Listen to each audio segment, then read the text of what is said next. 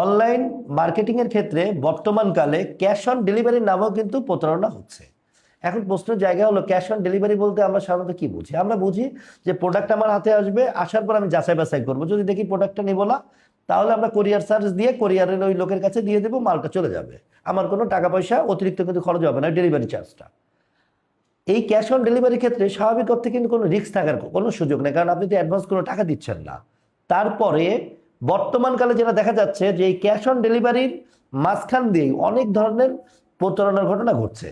গতকাল এবং ইতিপূর্বে আমরা বেশ কয়েকটা অভিযোগ পেয়েছি, যেখানে পর্যালোচনায় দেখা গিয়েছে যে ক্যাশ অন ডেলিভারির ক্ষেত্রে ওরা হঠাৎ করে কি করছে, যে আপনার বাসার কাছে মাল চলে গিয়েছে এরকম একটা মেসেজ আপনাকে দিচ্ছে যে এখন আপনাকে ডেলিভারি বয় কল দেবে। ডেলিভারি ব্যান পরিচয়ে কল দিচ্ছে। ধরেন আপনার বাড়ি হলো যশোর মনিহার সিনেমা হলের সামনে, আপনার এই অ্যাড্রেস তো আপনি আগেই দিয়েছেন। ওরা তখন বলবে যে আমরা চাষরার মোড়ে আসছি আর বিভিন্ন পয়েন্টে পয়েন্টে মাল দিয়ে বেড়াচ্ছি, আপনার অ্যাড্রেসটা দেওয়া আছে মনিহার, আপনার অ্যাড্রেসটা কোথায় একটু সঠিকভাবে বলুন। বলার পর আপনাকে বলবো যে ম্যাডাম আপনাকে একটা ওটিপি পাঠাচ্ছি, এই ওটিপিটা একটু আমাকে বলুন, আমরা কোম্পানিতে ওটিপি না দিলে আপনার এটা আমি ডেলিভারি করতে পারবো না। তখন আপনি ওটিপি দিচ্ছেন, ব্যস্ততার মাঝখানে আপনি জানেন যে আপনি ক্যাশ অন ডেলিভারি দিয়েছেন, এটা তো একজন ডেলিভারি বয়, সে একটা ওটিপি দিয়েছে, ঝামেলা কোথায়?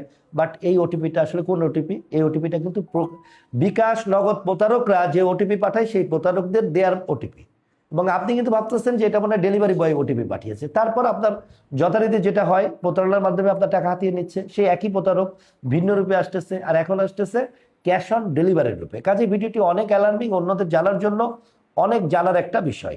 কাজে অনেক বেশি করে শেয়ার করুন, সবাইকে সতর্ক করুন। ভালো থাকুন সবাই, ধন্যবাদ সবাইকে।